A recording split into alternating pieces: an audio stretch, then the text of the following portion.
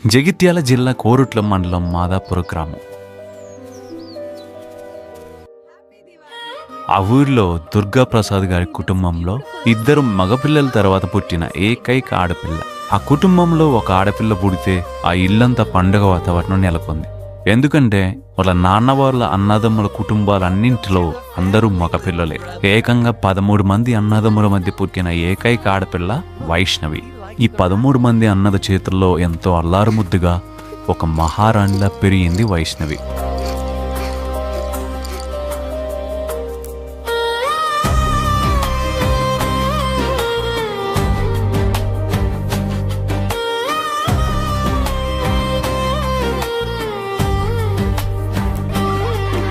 కుటుంబ సభ్యులందరికీ ఆమె ఒక గారాల పట్టి. ఎంతో గారవంగా పెరిగిన ఆ చిట్టి తల్లి జీవితం ఇంత ఘోరంగా ముగుస్తుందని ఎవరు కల్లో కూడా ఊహించలేదు.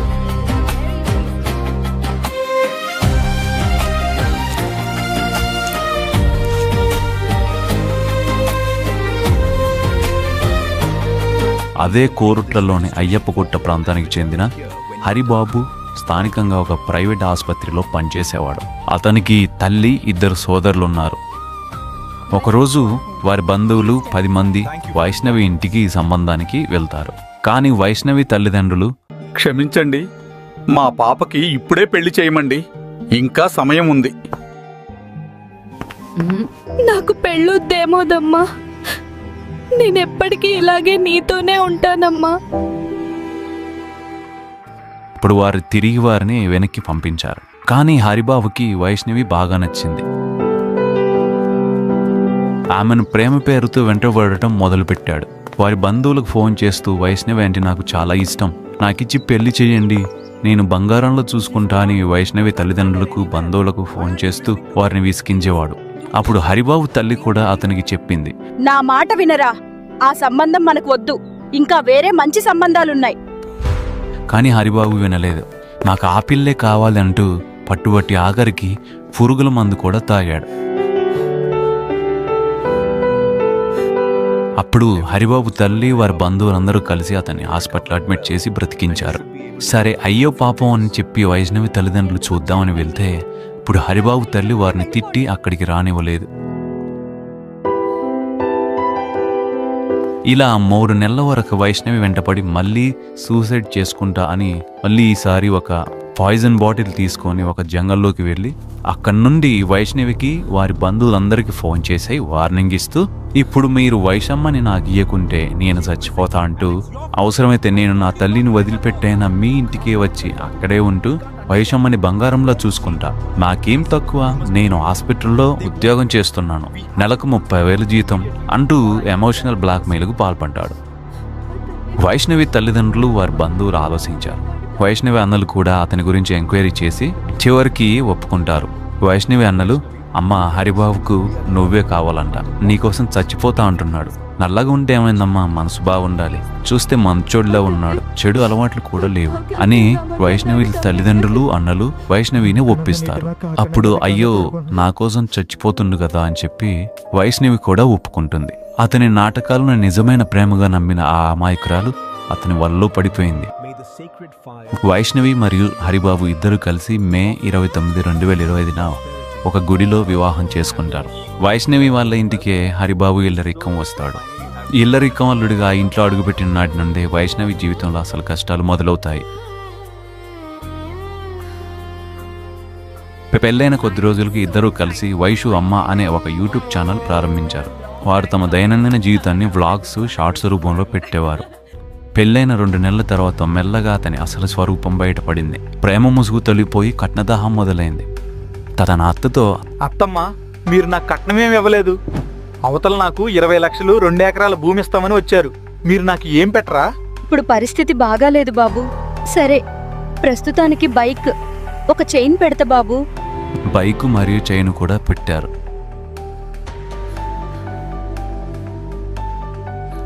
హరిబాబు మళ్ళీ వైష్ణవితో, రేపు మనకు ఉండటానికి స్థలం లేదు, ఫ్లాట్లు దొరకడం లేదు, మీ అమ్మకి చెప్పు ఫ్లాట్ కావాలని. ఇప్పుడు వైష్ణవి తల్లిదండ్రులను అడగ్గా వారు హడాయిడా అప్పు చేసి 12 లక్షలు అప్పు తెచ్చి మరీ మాదాపూర్ శివారులో 2 గుంటల పొలం కొనిచ్చారు. అయినా హరిబాబు సంతృప్తి చెందలేదు. అదే సమయంలో వైష్ణవి ప్రెగ్నెంట్ అవుతుంది. హరిబాబుకు వైష్ణవి పిల్లల్ని కనడం ఇష్టం లేదు. అప్పుడు ఆమెను అబార్షన్ చేయించుకొని ఒత్తిడి చేసి ఎవరికీ తెలియకుండా అబార్షన్ కూడా చేయించాడు. కానీ మళ్ళీ తిరిగి 2 నెలల తర్వాత వైష్ణవి ప్రెగ్నెంట్ అవుతుంది. ఇక కొద్ది రోజులకి హరిబాబు, మనం మా ఇంటికి వెళదాం. మీ వాళ్లకు నేను ఇష్టం లేదు, నేను ఎందుకు రావాలి? హరిబాబు అన్నలు తల్లి రోజు ఫోన్ చేస్తూ ఇటువైపు ₹1 కోటి ఆస్తి వస్తుంది, 4 ఎకరాల భూమి, 20 లక్షలు ఇస్తా ఉంటున్నారు, దాన్ని వదిలేసి వచ్చాయంటూ వైష్ణవిని పిచ్చి పిచ్చిగా తిడుతూ బూతులు తిట్టేవారు. తర్వాత హరిబాబు వైష్ణవిని బ్రతిమిలాడి, నేను మా అమ్మని ఎలాగైనా ఒప్పిస్తాను, మా ఇంటికి వెళ్దాం రా. వైష్ణవిని తీసుకొని ఇంటికి వెళ్తారు. వెళ్ళగానే హరిబాబు తల్లి వైష్ణవిని నిలదీసి, వచ్చావానే? ఏం తెచ్చావు? ఎంత తెచ్చావు? సామాన్లు ఏం తెచ్చావు? 50 లక్షలు తీసుకురా, లేకుంటే నిన్ను ఇంట్లోకి రానివ్వను అంటూ ఇంట్లో గొడవ పడ్డారు. అప్పుడు అత్త వైష్ణవి కళ్ళల్లో కారం కొట్టి వైష్ణవిని బాగా కొట్టారు. ఇక చివరకు హరిబాబు వాళ్ళ అమ్మని ఆపి వైష్ణవిని తీసుకొని తిరిగి మళ్ళీ అత్తగారింటికి వెళ్తాడు.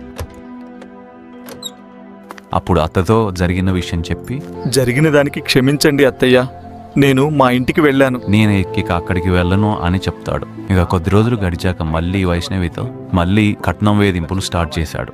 నాకు పాత అప్పు ఉంది, నేను మందు తాగినప్పుడు మా అమ్మ హాస్పిటల్లో నాకు 4 లక్షల వరకు పెట్టింది, ఇప్పుడు 5 లక్షలు కావాలంటూ తనను వేధించడం మొదలుపెట్టాడు.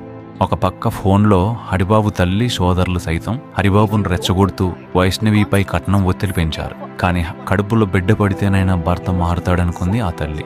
వైష్ణవి తన నిజ జీవితంలో పడుతున్న బాధను, అబార్షన్ చేయించుకోమని భర్త పెడుతున్న ఒత్తిడిని, భర్త వివాహేతర సంబంధాల అనుమానాలను కప్పిపుచ్చుకుంటూ వాటినే వ్యూస్ కోసం సరదా ఫ్రాంక్ వీడియోలుగా మార్చి యూట్యూబ్లో పెట్టేవారు. వారు చేస్తున్నది ఫ్రాంక్ కాదు, ఒక పచ్చి నిజం అని నెటిజన్లు కూడా గ్రహించలేకపోయారు. హరిబాబు కొద్ది రోజుల నుండి వైష్ణవితో సరిగ్గా ఉండేవాడు కాదు. రోజు ఇంటికి దూరంగా వెళ్లి సీక్రెట్ గా ఫోన్లు మాట్లాడేవాడు. తన ఫోన్ కి పాస్వర్డ్ కూడా పెట్టుకున్నాడు. అప్పుడు వైష్ణవి నిలదీసేసరికి, ఫోన్ నీకు ఇవ్వను, అది నా పర్సనల్ అంటూ తనతో గొడవ పెట్టుకునేవాడు.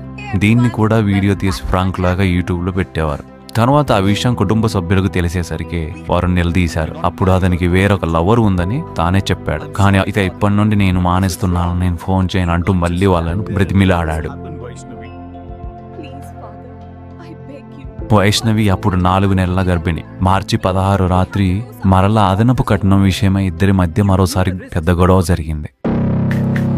ఇక రాత్రి అత్తామామ పడుకున్నారు.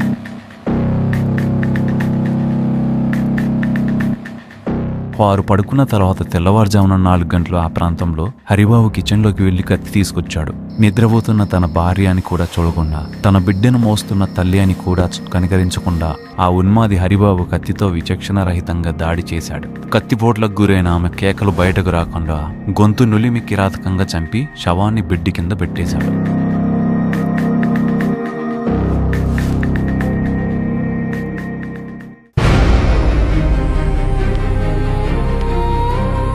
ఇప్పుడు శబ్దం రావడంతో వెంటనే అత్తమామ అనుమానం వచ్చి వెళ్ళి డోర్ కొట్టి పిలుస్తారు. కానీ అప్పటికే వైష్ణవి చనిపోయి ఉంటుంది. అప్పుడు హరిబాబు నటిస్తూ కిలకిల నవ్వుతూ తన భార్యతో ఏదో జోక్ చేస్తున్నట్టు నటిస్తాడు. అది విన్న వైష్ణవి తల్లిదండ్రులు తిరిగి వాళ్ళ రూమ్కి వెళ్ళిపోతారు.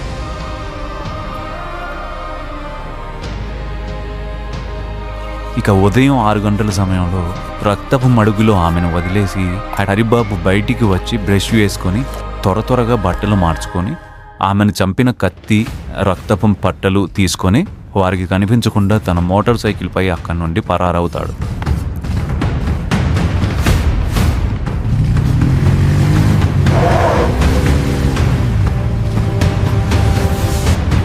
ఉదయం తలుపులు తీసి చూసిన తల్లిదండ్రులకు రక్తపు మడుగులో తన కూతురు విగత జీవిగా కనిపించింది. అది చూసి తల్లిదండ్రులు బోరున ఏడుస్తూ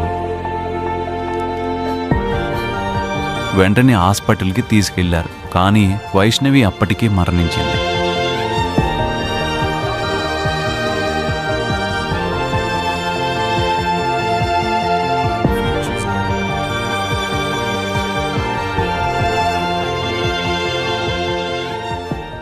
ఇక ఫిర్యాదు అందుకున్న పోలీసులు వెంటనే రంగంలోకి దిగారు. పారిపోయిన హరిబాబు కోరుట్ల శివార్లోనే కోనరావుపేట క్రాస్ రోడ్డు వద్ద ఉన్న ఒక ఖాళీ డబుల్ బెడ్రూమ్ ఇంట్లో రక్తంతో తడిసిన బట్టలను, హత్యకు ఉపయోగించిన కత్తిని దాచిపెట్టాడు. ఆ తర్వాత మియాపూర్ ప్రాంతంలో తిరుగుతూ పోలీసులు కళ్ళుగప్పే ప్రయత్నం చేశాడు. కానీ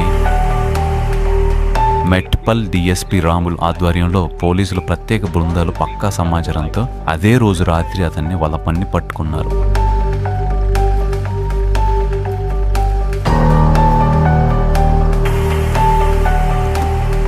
హత్యకు ప్రేరేపించిన అతని తల్లి లక్ష్మి మరియు సోదరులను కూడా పోలీసులు అరెస్టు చేశారు. ప్రస్తుతం హరిబాబు కరీంనగర్ జైల్లో రిమాండ్ జీవితం గడుపుతున్నాడు. ఇదంతా ఒకవైపు జరుగుతుంటే 13 మంది అన్నదమ్ముల మధ్య మహారాణిలా పెరిగిన ఆ ఏకైక చెల్లెలు ఇప్పుడు సమాధిలో పడుకోవడం ఆ అన్నల గుండెలను పిండేస్తోంది. తన చెల్లి గర్భవతిగా ఉన్నప్పుడు ఇష్టపడి తిన్న స్వీట్లు, పండ్లను తీసుకువెళ్లి సమాధి వద్ద పెట్టి ఒక్కసారి లేచి ఇవి తిని చెల్లి అంటూ ఆ అన్న సంతోష్ సమాధి రాయిని పట్టుకొని ఏడుస్తున్న తీరు చూస్తే కన్నీళ్లు ఆపుకోవడం ఎవరి తరమూ కాదు.